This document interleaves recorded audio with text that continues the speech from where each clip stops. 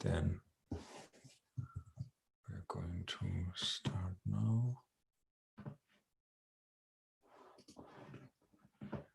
And one more technical thing is, if you want to say something here in the Zoom meeting, you can raise your hand and I will switch it on that you can speak. And as always in this open discussion meetings, it is not about me speaking, but I want to converse with you. I want to talk with you.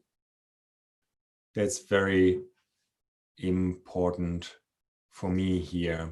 I'm not monitoring the YouTube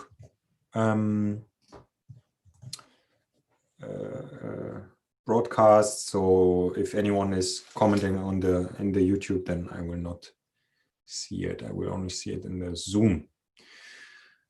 Okay, good. So welcome to the open discussion meeting 11 with the topic meaning, and with the discussion starter that is the text that I've wrote about meaning. And yeah, it's a topic that I am thinking about for many years, and I think I now got to a point that is a bit more clear also for myself in the last years, and recently was able to formulate it in that way that I now have presented. And I would be very interested if anyone has something to share from you. And Jeremy, I will share your email. I guess that's okay. Where you shared with me a few thoughts about the meaning essay. Yeah, and I will just read it out. Okay, so first thing. It called to mind a passage in Jenny Odell's wonderful book, How to Do Nothing, where she describes the pull between retreating from the world and contributing to it. So paraphrasing, as Ursula K. Le Guin writes in The Dispossessed, a novel in which a man returns to Earth for the first time from an anarchist colony. The explorer who will not come back or send back his ships to tell his tale is not an explorer, only an adventurer. Okay, that's nice. Yeah, it's because it's referring also to this where I write about Alexander von Humboldt here, and the difference between having exploring and just doing adventure for yourself, like going on the Mount Everest now, where there's a long line. Also something I discussed with Kyle Fincham in his podcast that we did together, that he just published, called Behind the Movement. It was also a very nice 2-hour discussion where this also came up. Yeah, this thing that, okay, it's like this 1,000 places to see before you die, and you just, you go to Mount Everest and blah, blah, blah, blah. But what a difference to someone like, I took Alexander von Humboldt here in this text. I had someone else before. I had before Christopher Columbus. How do you say it? Christopher Columbus in English? Yeah. But Oscar, who is always looking through my texts and making corrections, told me I should not do that. I'm also very critical of the achievement of Christopher Columbus. And I didn't want to say that what he did was good. I just wanted to say that, in a sense, it was not about him, but finding something out for the Western world. But then I listened to Oscar and I decided, okay, it's a bit too problematic, like to put Christopher Columbus there as someone to, in this text about meaning and about doing something for other people. It was too controversial, and I would have had to explain too much why I put him in, despite all the suffering he brought to the world. So okay, so Alexander von Humboldt, and there are other people. There are many others. There are many others. Although often also with a bit of a taste of, yeah, a bit of a Christopher Columbus taste. Peter, you asked what the name of the book is. The name of the book is How to Do Nothing by Jenny Odell. I also have this book at home. I only read like the first quarter yet, but I also liked it. It's nice that you mentioned it again, Jeremy. So it's a nudge for me to take it out of the bookshelf again and read a bit further. It's interesting that now a few books actually came out about this topic. There's also a German writer that published a book that's called The Best Thing You Can Do Is Nothing. And it's basically the same topic. So it is something coming up in society, this idea of doing nothing. And I also heard, or no, I read actually today about, I don't know anymore for who has now sort of created this term in that German term to say sinnlosen. This is like a from the verb, no, or from the adjective sinnlos, sense makes no sense, senseless. This is, yeah, I don't know if you can say it like this in English, but yeah, this has no point. It makes no sense. Yeah, and to make a verb from this adjective, like how could you do that in English? In English, you cannot really do it, like senseless, senselessnessing. Yeah, to senseless nesting. I don't like it. I don't like this term. Why? Because doing nothing is not. It has a point. It's not that it has no point. It's the wrong term. What there's sinnlosen. It may no. This is the wrong term, but it's present in society, and yeah, apparently has this new term like now in Germany from people that read I don't know, articles. It's probably not something that will ever get into German mainstream talking. Hopefully not, because it's a bit of a useless term. Okay, but I continue to read, Jeremy. So the second point, Tanisaru Bhikkhu, an American Buddhist monk, talks and writes at length about the concept of Buddhist romanticism.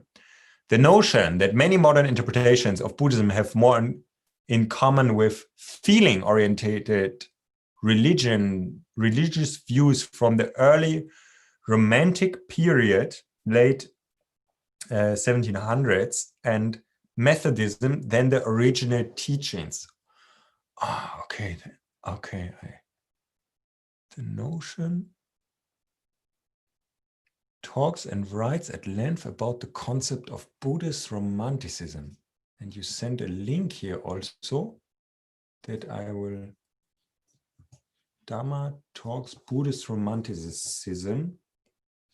I will put it here in the Zoom chat. dhammatalks.org/books/Buddhist romanticism/contents.html. Jeremy, can you explain this a tiny bit more?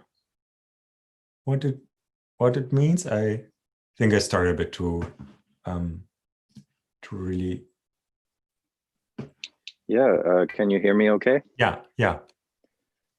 Yeah, so Tanisaru Bhikkhu talks about Buddhist romanticism as kind of this notion that a lot of ideas that are taught as Buddhism in current times in the West actually come from more Western philosophy and Western religious views that originated around actually France and Germany in the late 1700s.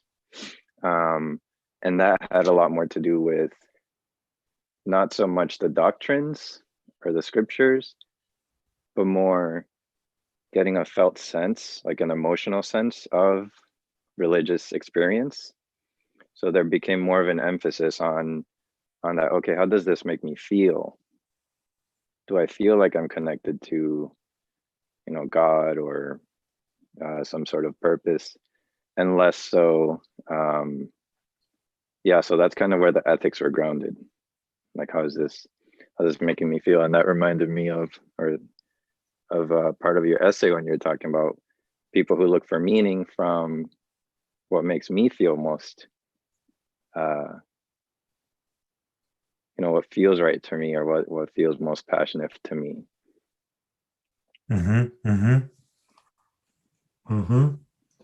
And can you, it's very interesting. Can you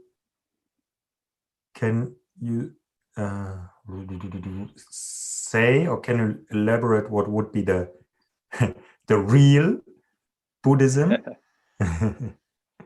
Yeah, that's a whole other conversation. But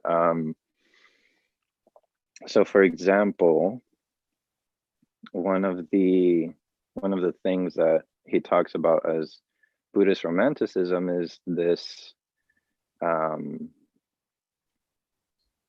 is the idea of interconnectedness. So he argues that interconnectedness in Buddhist terms is actually, in early Buddhist teachings, is actually not a good thing, is not seen as a good thing.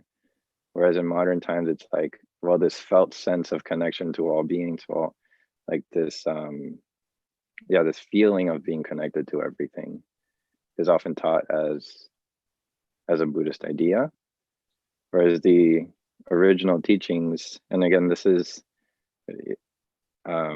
his argument is the original teachings look at interconnectedness as actually a liability.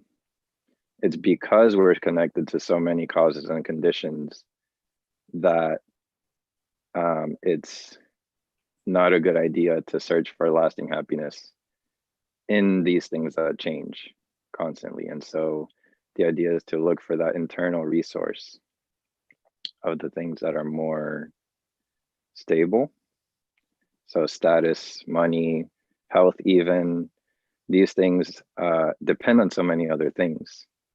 It depends on the economic conditions. It depends on other people. It depends on, et cetera, et cetera, et cetera. So that's one point of difference. And there's a whole lot more. And of course, any system evolves over time. So I'm not necessarily saying, early Buddhist teachings or one interpretation is the correct Buddhism, and anything that's been added afterwards is wrong. But it's interesting to see where ideas are actually coming from. It's very interesting. It reminds me of something that I read from my friend Sasha recently. To see how it was called. It's in German only. In German, it's called Ein Kodex nimmt man demütig an. This is the article, and he writes also about Buddhism in a sentence. He writes, "You cannot." Yeah, he quotes Alan Watts. The biggest ego trip going is getting rid of your ego, says Alan Watts. You cannot, and then he continues, you cannot let your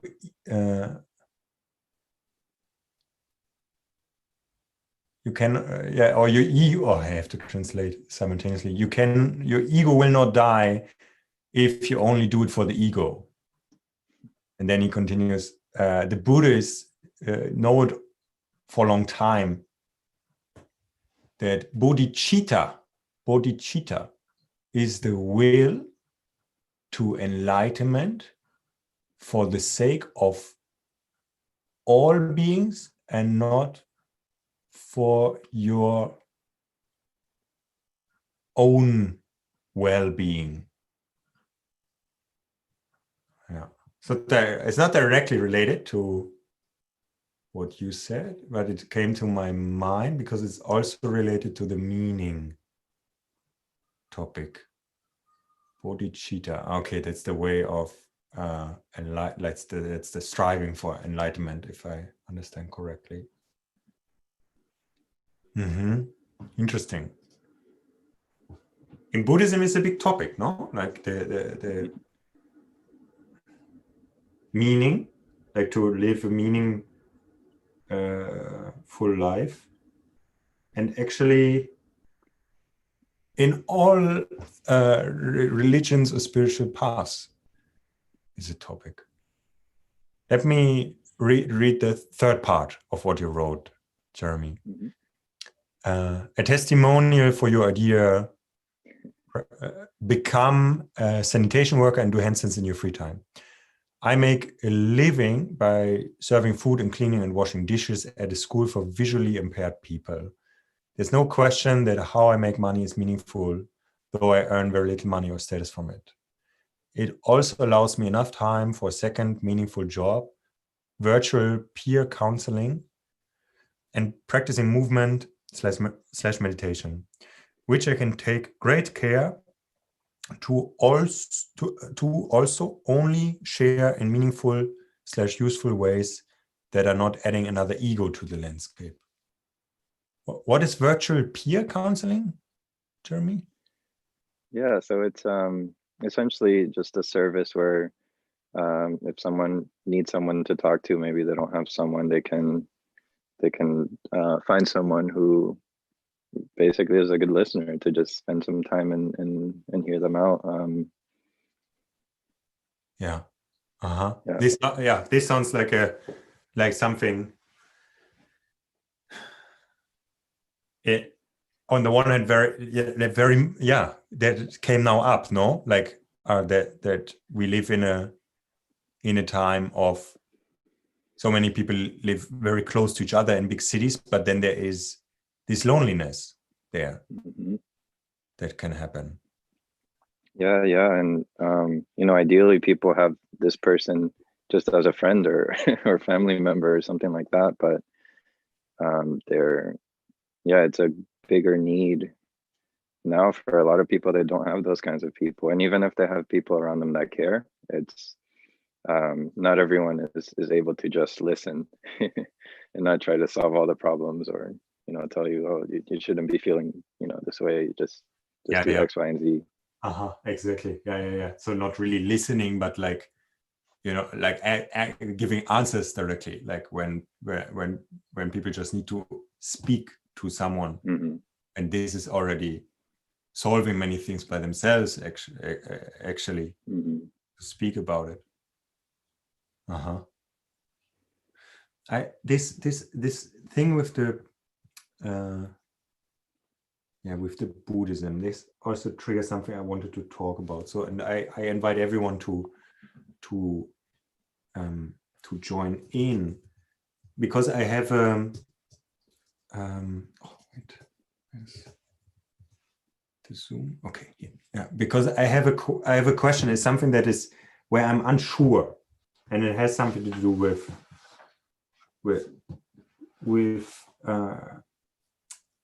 religions in a sense. It's the membership.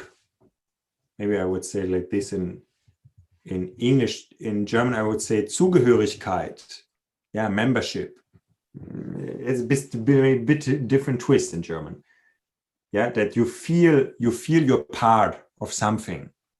You feel you're part of something, and that, if I understand correctly, many people feel meaning through being part of something, like being part of a church or religion, for example, or being, let's say, part of a certain tribe. That can be like a nation, being part of the country where you were born, or being part of being proud of that you eat in a certain way. Like people that eat paleo or that eat vegan are, it feels like they get meaning from being part of this tribe, and so on and so forth. And for me, it's a bit of a mystery, I have to say. Like, why is that? Sense of belonging. Thank you, Bettina. Sense of belonging. I guess that's a better way to say it. In a way, it's obvious to me that there is meaning, that this feels that it makes sense. You have the feeling that it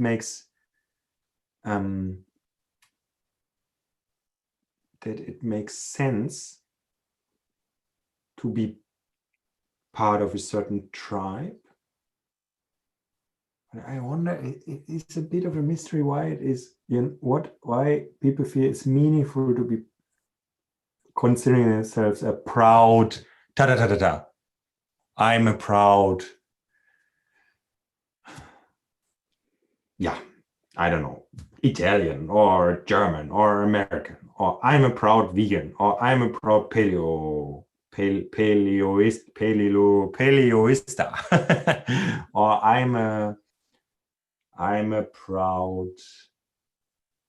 CrossFitter, or I'm a proud Christian, or I'm a proud Muslim, or a proud Buddhist, or.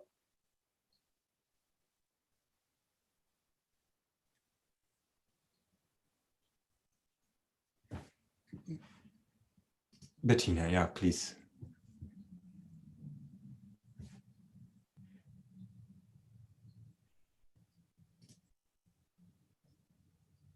I think you have to switch on your mic. Hello? Yeah. Do you hear me? Yes, okay. I had a thought that is referring to another video of you, which was called Vordenkleistung. I don't know the English word for that. Do you know better a good I didn't English? translate the title. I put subtitles, but I didn't translate the title on purpose. Yeah, so like the basic idea, I think, is that there are people who are pioneers in a field, and so they carve out the way for the first time, and then there are people that just follow. And I think when somebody has a sense of belonging to a certain group, that someone else did the Vordenkleistung, did this thing of carving out the way for him. So in a certain way, the group or the group leader solved the riddle of meaning. Like someone else postulated, there is some kind of value here, there's some kind of meaning here.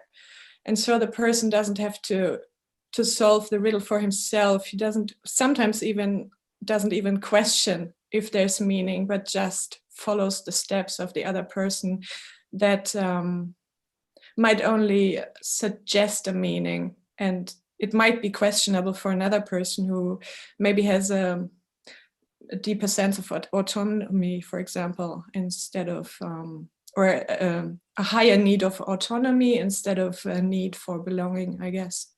So that's my thought about it. Yeah, that makes a lot of sense for me. So the let's say Jesus, for example, solved the riddle of meaning for, so let's say he solved it. And then when people become Christians and follow the path of Jesus, then their thought is that they will live a meaningful life from that. Do I understand correctly? Yes, and also they, in a certain way, they don't have to they don't have to invent the way to solve the riddle for meaning for themselves from zero, but they can, in a certain way, they trust another person. It's not that in the beginning when they start with the way, for example, the way of movement or the Christian way or so, it's not that in the beginning they really know that this will lead to something meaningful, but they, instead of knowing or finding their own way, they borrow some kind of security via trust, I guess. Yeah. Yeah, and it's so interesting what happens then when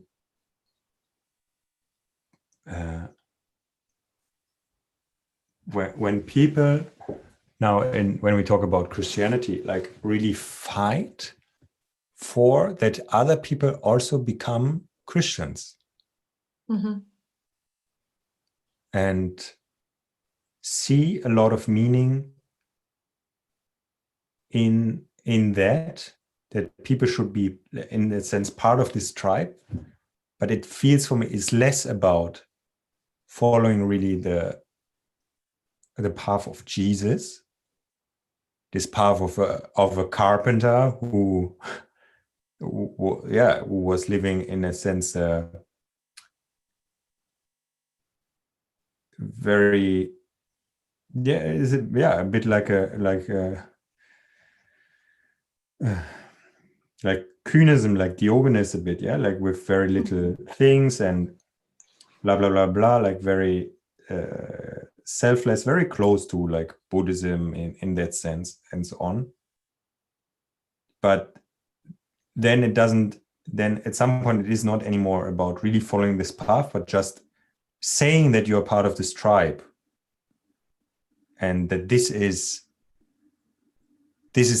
meaningful, and it gets so strong that I have to force other people, like I feel the need to force other people to also join my tribe by a ritual, a joining ritual, to save them from.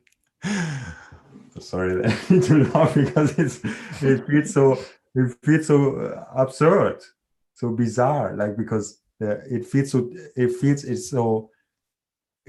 so far away from the original teachings of someone like Jesus, to feel the meaning of just like this sense of belonging. I belong to the tribe of Christians, and now like everything is good. Yeah. I think there are many aspects, of course, to this, and of course in history there were some kind of worldviews connected to that and so on. But I think one aspect that is important when people try to get other peoples into their group is like, one thing is in life is that often we don't have a clue about life, so we don't get born with a sense of meaning and knowing what it's all about. We have to find it out, and so we have a lot of insecurity in life and a lot of doubt and a lot of being lost. And when more and more people get into your group, it's not that you can be sure that your path is right, but the more people also do it, the more you might have the feeling, oh, we are so many, it must be right. So it gives you a sense of security when the wave is getting bigger, I guess. But I guess this is only one aspect just that came to my mind as you were talking about it. And I feel it's a bit connected to what you wrote, Jeremy, about the Buddhist romanticism.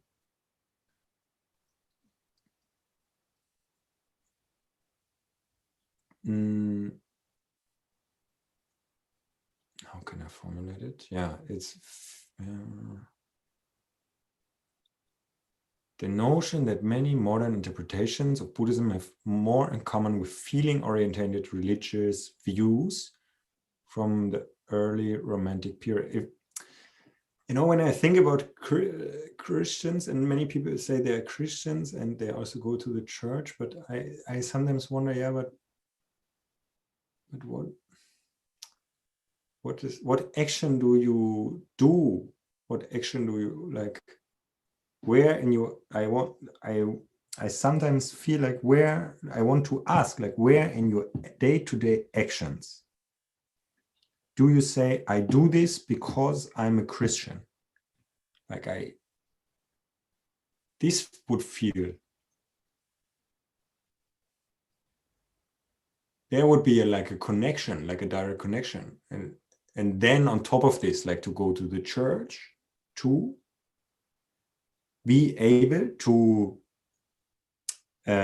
get, in a sense, feedback about your actions that you do. And then it would create a very strong connection. And there are obviously people doing this that are very strong in their beliefs. Just, I don't really know any one of these people, to be honest, myself. Of course, there are many of this. And then, like, of course, this can become very dangerous. I'm just trying to make sense of all of this. To say you are a Christian, but not really referring to it in your actions, but more about, yeah. Jonas, I read out your comment. The current discussion reminds me of Hermann Hesse's Siddhartha, when Siddhartha is getting to know the Buddha Gautama and kind of ended his search for the ultimate theory to the riddle of life, but then somehow realizes at the same time that it's not possible for him to transfer this wisdom to himself by learning the teachings, and that he must experience it for himself.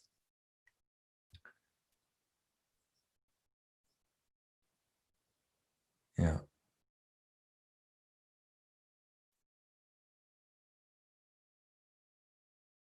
Mm-hmm. Yeah, it's very interesting in Hermann Hesse's book Siddhartha. But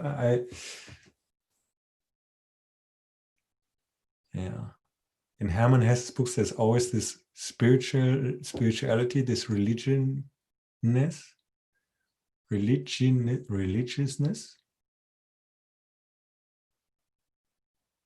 But I fear in his books, and this may be also because of his own life story, there's always this search of the person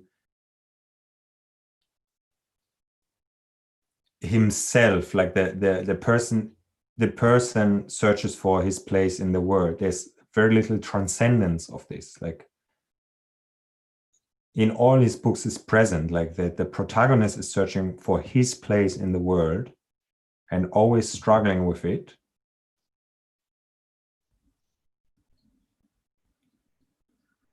And in Siddhartha, he finds his place in the world, then in the end, being at this river and being the ferryman at the river.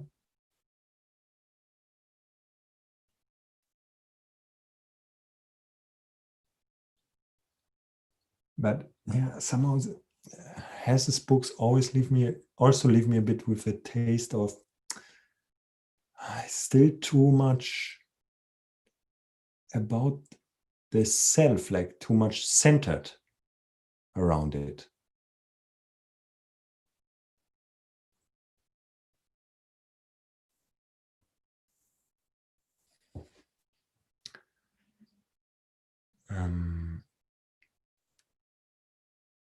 There are two hands up. I don't know if they are, if they're still up or if they're newly up. So just speak.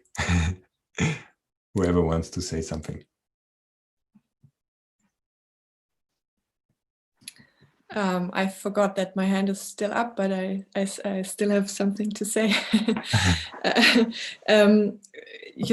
Before you mentioned this this interesting balance between retreating and contributing to the world, and I think this is really the point here. Like there are phases where, for example, a Christian goes to church, or the Siddhartha goes on his spiritual journey, and then there are phases where one is giving back what one has learned, and one has to find a balance that works in order to, because I think meaning is not something that we find, like we find a dollar on the street or so. It's something we create. We have to construct a meaning out of struggle, out of trying to solve a riddle, trying to solve a problem. And sometimes I guess this can take months, this can take years, this can take half a life or so. But then when we found something, quote unquote, when we constructed something, a new meaning, then there's a phase where it makes sense to share it with the world, to give it back.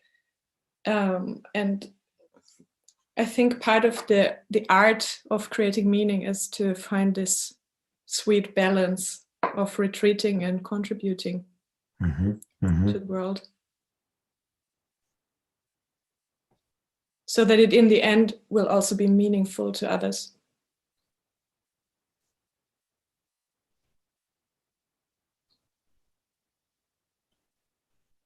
Yeah, because I have the feeling that in the teachings of Jesus is a lot about giving. Yeah, it's a lot about like sharing the bread, let's say, with other people. And there's that it's very clear about, in that sense, it's very clear about which actions to take. I mean, if you read the Bible, it's very,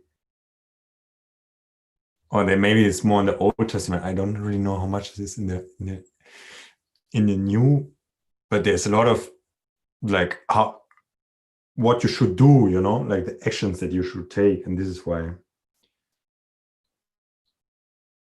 yeah, I feel a bit confused by contemporary normal Christianity.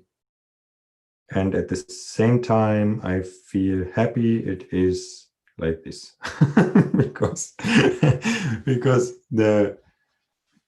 when people take things too serious from a 2,000-year-old book, then it seems to not do so much good, actually.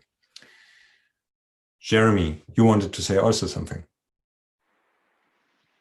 Yes, a lot of things are coming to mind, but maybe the most, again, from a Buddhist framework that seems relevant to this question of why does being part of something bring meaning?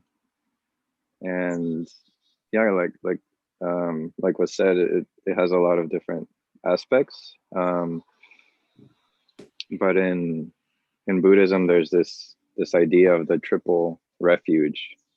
There are these three aspects of refuge in the Sangha, which is the community, refuge in the Dharma, which is the teachings or the way things are, and then refuge in the Buddha, which is either the historical Buddha or just the potential for awakening. So yeah, there's community, there's the teaching, and then there's in some way the practice or the potential that you have. And the Sangha or the community can be a source of inspiration when you see other practitioners who have put in more time and who embody the teachings, or who embody more peace or less suffering. You can look to them for inspiration, and like you said, you can ask them questions. And also it's an aspect of like, it's nice to know that there are other people that care about the same things.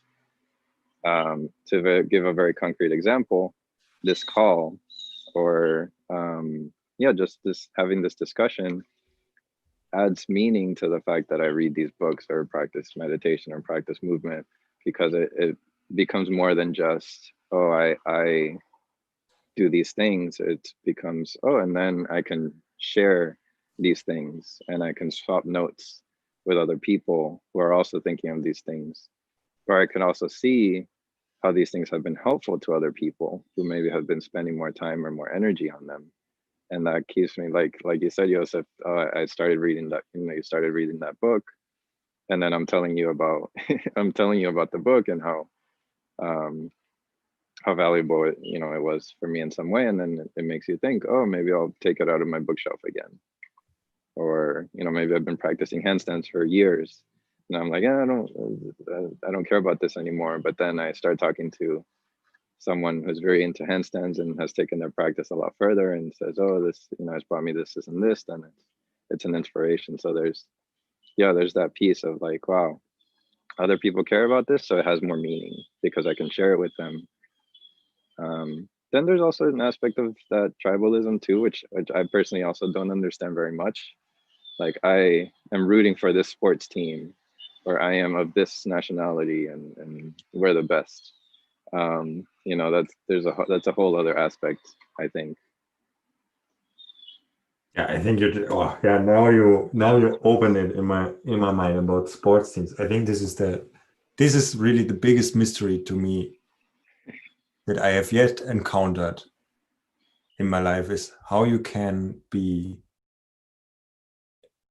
a fan of a sports team in such a way that you fight with other people and and that you really feel it, like you really feel so connected and it's really part of your life. And here in Germany was such a thing when the lockdown and the people couldn't go to soccer matches. It was such a big thing. I feel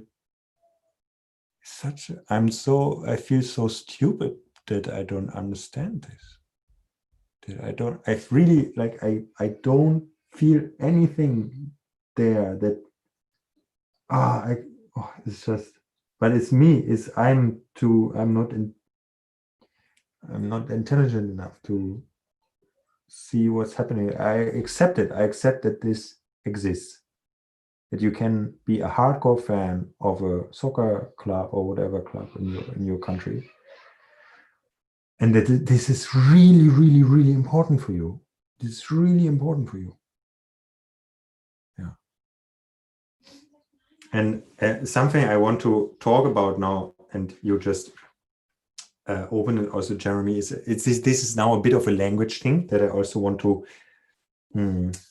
maybe make a bit more clear, or try to get to a bit more clarity also for myself, is meaning and sense, like making sense. Now what you said, for example, that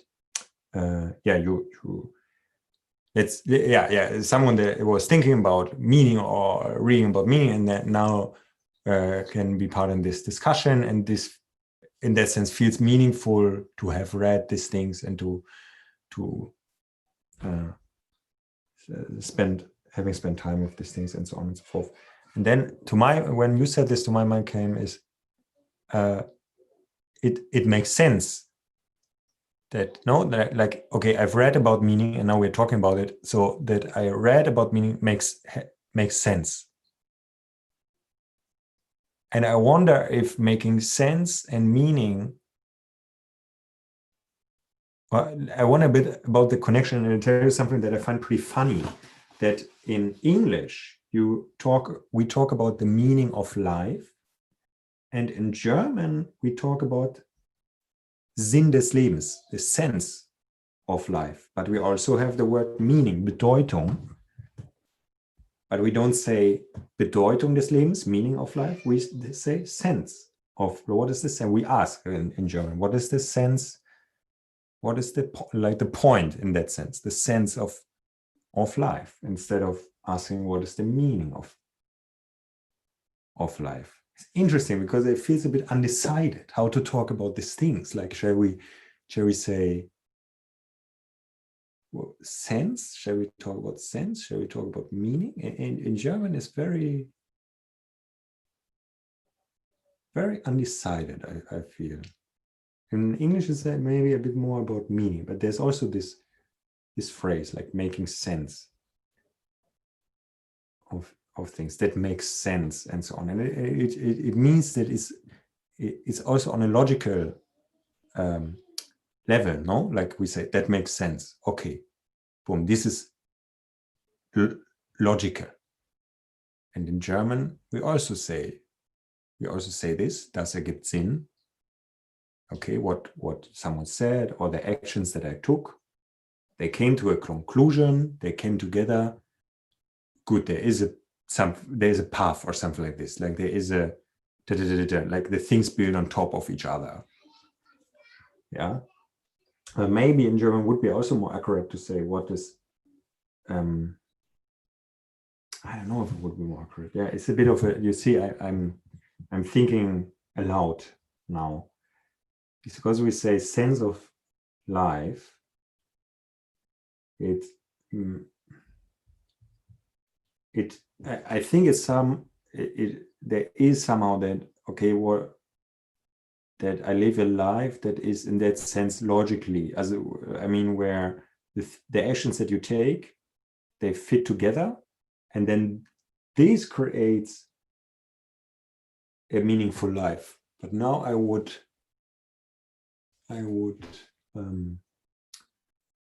throw in the idea that things can make sense, but still don't have with them the feeling of meaning, especially because I'm trying to leaning, like we say in German, leaning far out of the window, with saying in the text that I think meaning is most easily felt when you take care of things, like not of objects, I mean, but of like other people or your surroundings and so on and so forth. That feels very meaningful. But doing things that make sense can be without this, or can it not be? Maybe not.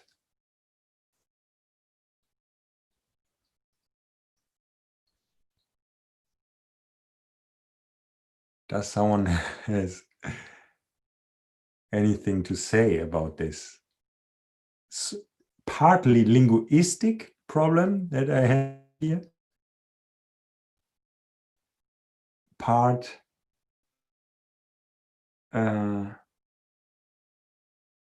meaning problems, but meaning not in the sense of this text, but meaning like what the words, how to, I don't know. Maybe in the end it is just a linguistic problem. I don't know. Jerry, just go like don't wait. Yeah, quick thoughts on sense versus meaning. When I think of sense, like, yes, something can make sense and not be very meaningful. Like, for example, a term in English often uses something as senseless, like that's violence was senseless. Let's use the example of sports teams. Your sport, your team lost, and then there's someone gets into a fist fight, and then people start fighting, and then you might say, well, that was senseless, or that, but the meaning there, well, it does make sense because they really care about their team. But was it very meaningful? Was it really ultimately worth having that fight?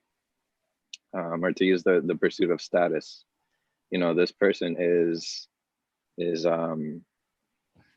let's say spending a lot of time building their brand, and maybe they're not adding very much to the world by doing this, but they want status and they want money. So it's like, oh, it makes sense that they're behaving in these ways. But is there meaning in that? Then that's a different thing. Yeah, that's what comes to mind when I think of this. Yeah. Makes sense to me.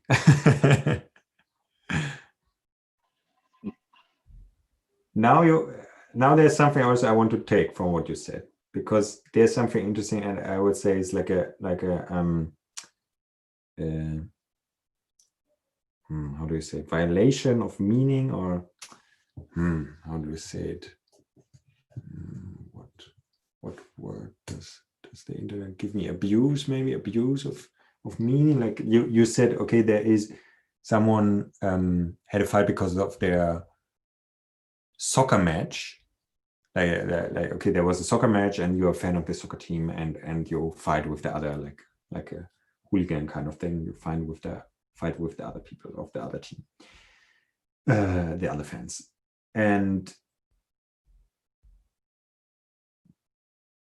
probably someone that is doing this can feel actually a lot of meaning while doing this. Like he can feel it. Like if we would say, okay, that's meaningful, that's a different topic, and it's not really about this now, but it's about that you feel it's meaningful. And it's the same, can be the same like when you die for your country or when you go to war, and even if it's like an unjust war, but you feel that it feels meaningful. And this is something where I feel meaning does not necessarily have a moral code or ethics in them, but it needs to be connected with one, because the feeling of meaning can also come up in very cool things. Like I was thinking that things like genocides that happened probably felt meaningful for the people that did them, these horrors that they created, that if in their thinking it made sense and it felt meaningful for them to do that. So you can do terrible things and still feel it makes sense and it's meaningful. And that's why a moral code needs to be added when we talk about meaning. And when I say in the text, okay, meaningful is taking care, you can also say, okay, I take care of my country or something, and therefore I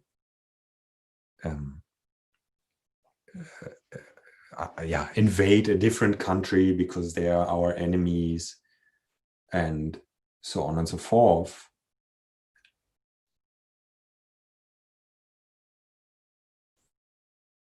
So there needs to be a moral code, because the feeling of meaning can come up in things that, let's say, we are, after thousands of years, now at this point in the 21st century, would say this is not very ethically to do. This is not very moral to do, but actually probably, people have figured the basic morals out thousands and thousands of years ago. Like, things like you shall not kill, or you shall not do to other people that you don't want to be done to you, and so on and so forth. So that needs to be connected with meaning, because otherwise the feeling is, let's say, the feeling itself comes up also in the evil people.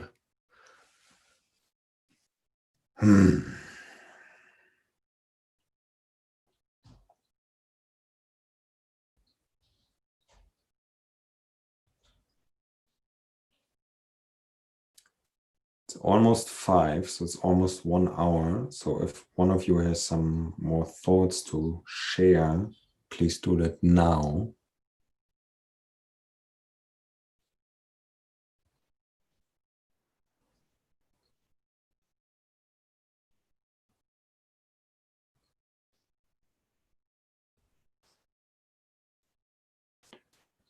Or I would sum up a bit our discussion.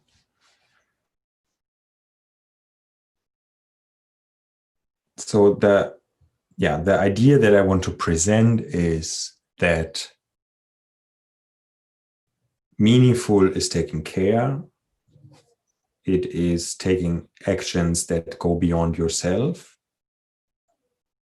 And taking care can be of other beings, but also of your environment. It can be small things. Also, it doesn't need to be like, it doesn't need to be the whole world. It can be also within your family or whatever. Like it doesn't need to be in that sense crazy big. Yeah. And in that sense, I would say it's actually not so difficult to live a meaningful life and to feel meaning. We also talked about the connection of their religions or tribes or the sense of belonging to this, and that it can feel very meaningful to belong to a tribe or nation or religion because it feels safe for you, and it feels like you are on the right path if you're part of this tribe, because riddles of life are solved there. And it can be if you think your country is better than other countries, or if you're part of a religion that you think has the truth, or of a soccer club that is better than other soccer clubs or something like this. For example, I recommend, of course, to be a fan of FC Hansa Rostock, the soccer club of my hometown, which of course creates an enormous amount of meaning if you are a fan of this club.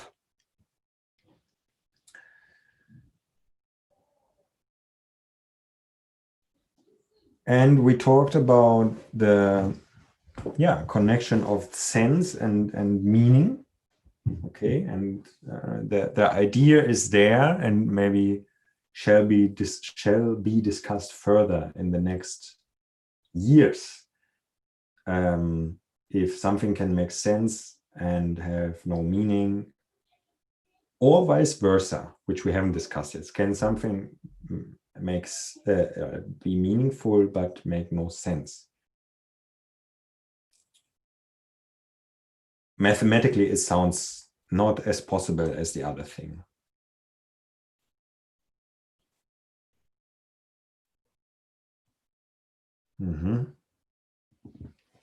I was actually hoping with my text that someone would feel offended by my list here, where I said occupations where you can fall off track easily and you have to work to keep them meaningful. Usually people feel offended when they're part of this, but I put like myself also there, like things that I do, I put in there, like human billboard. No, it's unfortunately not something I have done in my life. I lack this experience. Bettina, last final words from you, please. Before I Yes. depart. This was speaking nonsense here from my side. Okay. I'm not offended, but I would doubt the list. I would not have put it up like this, because for me it felt a little bit too one-sided. For me, there was an interesting point about the artist who is an endless seeker and is always circling around himself, and in that sense pretty egoistic. And I think this is a kind of an archetype, the lost, the egocentric artist. And then I think there's another archetype, which is the burnt out social worker or the burnt out teacher or the burnt out doctor. I think people in this profession, they also can have a sense that they lost meaning in their jobs, or that they feel kind of pointless in what they're doing, because they try to fill a hole that it can never be filled, or the circumstances in which they're working are not contributing to what they want to do. So I think, again, coming back to this balance between retreating and contributing, which are both, for me, they are positive words. But then the egocentric artist is like the negative of the retreat, of the monk that lives in the mountains to go for enlightenment, and the burned out social worker is like the counterpart of Jesus helping people.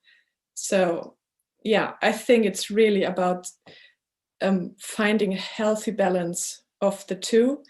And sometimes it might, for a while, seem like someone is very egocentric in what he's doing, but in the end, he comes out with something that contributes to what other people need. And then on the other side, we have people who don't take care enough about retreating, about finding an inner connection or a meaning, or connection with themselves, or with really nourishing things in themselves, and then only try to give. And this is also one-sided. So yeah, I think it's really about the balance in the end. Mm-hmm. Yeah, I really agree with you. And about this balance, I wrote also a text earlier, which has also a title, which I don't know, but I wrote about exactly this, like the balance between I was saying self-care and world care. Yeah, on German, Selbstfürsorge, Fürsorge and Selbstfürsorge, where I discuss exactly this, that it has to be the right balance between taking care of yourself, because this is also part of your responsibility, and your first responsibility is to take care of yourself, because only then you can really take care of other people. And of course the balance can be off, and you can still do it, but ultimately it will not be so it will not be so effective. Let's say it like this. Where I wonder if I can find this text, but I'm 100% sure I've wrote somewhere about this, but I don't know anymore which text is it. What's the name of it? So I fully agree with you there. And what you mentioned also, that it can be that it seems very selfish what people are doing for a time, and then something very good comes out for everyone. I think it's very important also for people to take that it doesn't need to be like every day taking care of yourself and then taking care of others. It can be years like this and years more like that. And it can be like, especially when people, especially young people, I would say, for example, they didn't have maybe much time to do what they need, what they want, because they were in the school and it didn't fit them. And then they're 18 and then they should spend some time to do whatever they want. And through that, they will get to a point where they did all of this and they don't feel like, okay, I never really took care of myself. And then in the later years, it becomes more of a daily or weekly balance. But for some years, it was, I just take care of myself now in these years. And that's okay, because I'm living more than 1 year.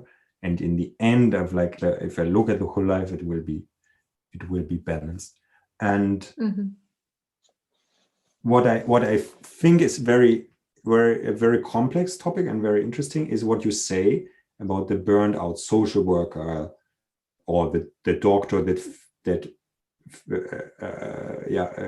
feels like it's, I don't know, feels in a weird system where it feels that what he does makes not so much sense, because he feels he's very fixed in a system where the decision that he wants to take, he cannot take because it's too expensive or something like this. Or he knows this treatment is working, but they don't do it there where he is practicing.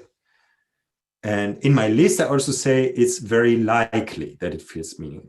And I say that the occupations like artist is where you have to work to keep them meaningful. Like you have to ask a bit more yourself. You have to reflect a bit more than a doctor, because even if you're in a shitty system, in the end of the day, most doctors will help people, even if they feel, this treatment, I think it doesn't work, and blah blah blah blah blah blah blah. But of course it happens. But if I just felt it's a bit more easy for doctors. But I fully agree with you there that the system can be a big problem. That's one thing. And then something that I would also like ask, that I would like to discuss in that way is, could it be that someone, and this is why I put in the cashier in the supermarket, could it be that I don't feel what I do is meaningful because of the culture where I live in, because I feel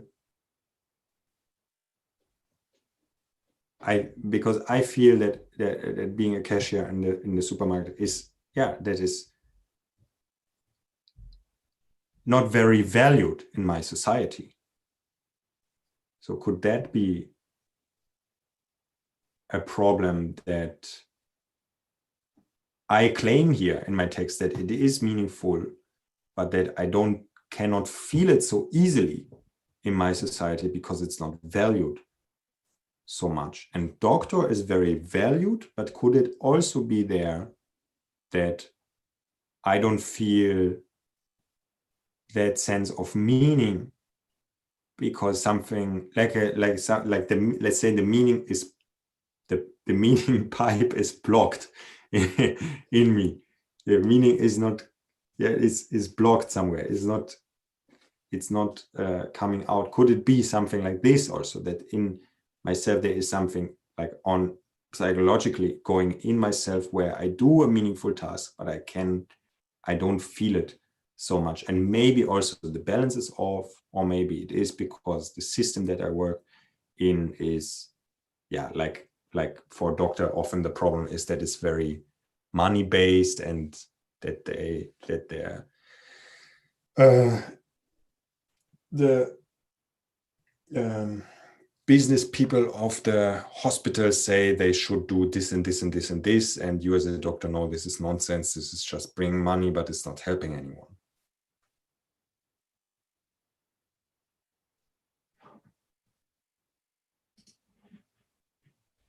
What would you say, Bettina? I think that all of those things could be the case. I definitely would, or maybe not definitely, but I would also feel like values of society and sense of meaning are correlated. Mm-hmm. I think yes. And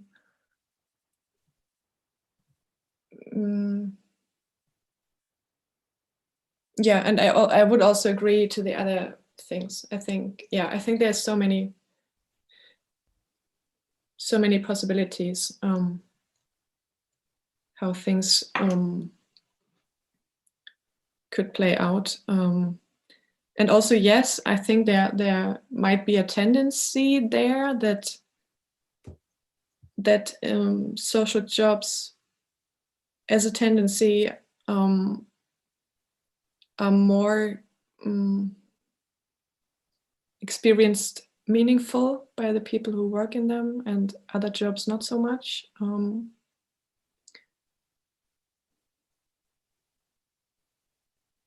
But I don't know. I think this is an even bigger topic, like with the people in a supermarket or so.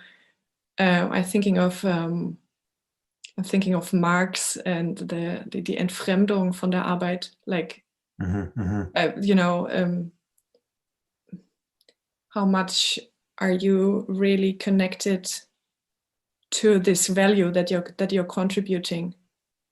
Like do you perceive in your daily life that it really makes a difference for other people? Would be interesting if in the lockdown phase, when people said that people in supermarkets are the heroes of society, if those people felt differently than normally. Would be interesting to ask or to study this. Yeah, it added a very interesting discussion in lockdown because then it was about relevant jobs. What are relevant jobs? And this was, I mean, definitely a push for everyone that was working in a relevant job. Although, of course, many said maybe also that, okay, other people are now just sitting on the couch and still getting paid, and we have to work here. But yeah, but definitely it at least gave them the clarity that what they do is really needed. And then vice versa for other people that felt like, okay, actually, yeah, what I do is like now in a sense obsolete. But it's a big discussion, like you say, you know, like if you have a club, a nightclub that is closed, like, okay, in that sense, it's not, we also survive without it. But on the other hand, it's also important for people. It opens a very big discussion. I feel what I also wanted to do is with the list, tease this discussion a bit on the one hand, and on the other hand, ask from artists to reflect a bit more on what they're doing, and tell a cashier in the supermarket or a doctor that they probably don't have to ask so much, and someone like them might ask themselves too much if what they're doing is meaningful.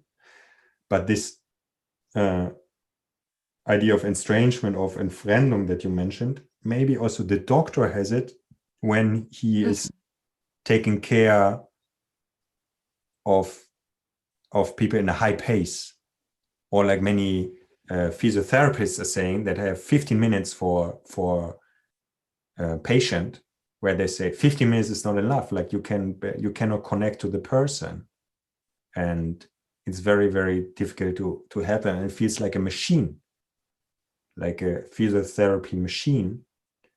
And probably they would feel higher sense of meaning, and they would also, like, it would much less drain their energy, their work, if they would have 1 hour per person.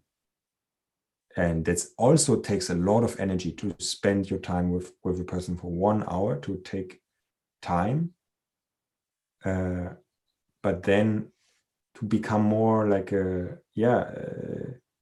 it's not, okay, this person comes here full times, then you never see this person again, and you also don't know if it really helped, and so on and so forth. And you feel also, as a physiotherapist or doctor, you can feel very estranged from what you do. You don't really see the end result.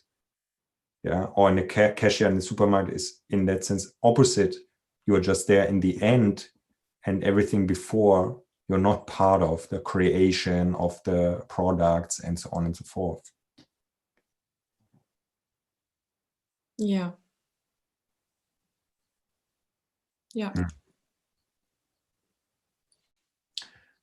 Okay, I think I have to stop it here, because my time is gone now, that I can be here, unfortunately. It's nice that we opened like something to think about for everyone to listen now in the end. Yeah, that was definitely what I wanted to make happen also with this list, that there is a discussion about it, about what are we doing, what does it do, and in our society, what is the connection, and so on and so forth. Because I feel it can be sometimes a bit off that people that do relevant jobs might feel it's not so relevant, or people that feel, I'm doing such an important thing, that suddenly in something like the lockdown, it appears that, actually society can also exist without it. Maybe not in the same richness, but it could also, ultimately it could also be without, like we could also live without nightclubs. Society would be less rich, but it would be possible. Not to degrade any nightclub owner listening here to this, just putting this out for being discussed. Good. Thank you very much for everyone, to everyone for the discussion. Yeah, like I said already, for me, this is discussion meetings here. It's not, I don't want to, it's not about, yeah, I don't want to talk too much, and it's not that I want to present something fixed here. I wrote this text to discuss it, and there's many things to see in other ways, and to yeah, and so on and so forth. So thank you very much. And everyone that has some more thoughts can always send me an email, and at some point then I will also publish this text in updated version. Good. Thank you very much, and see you next time.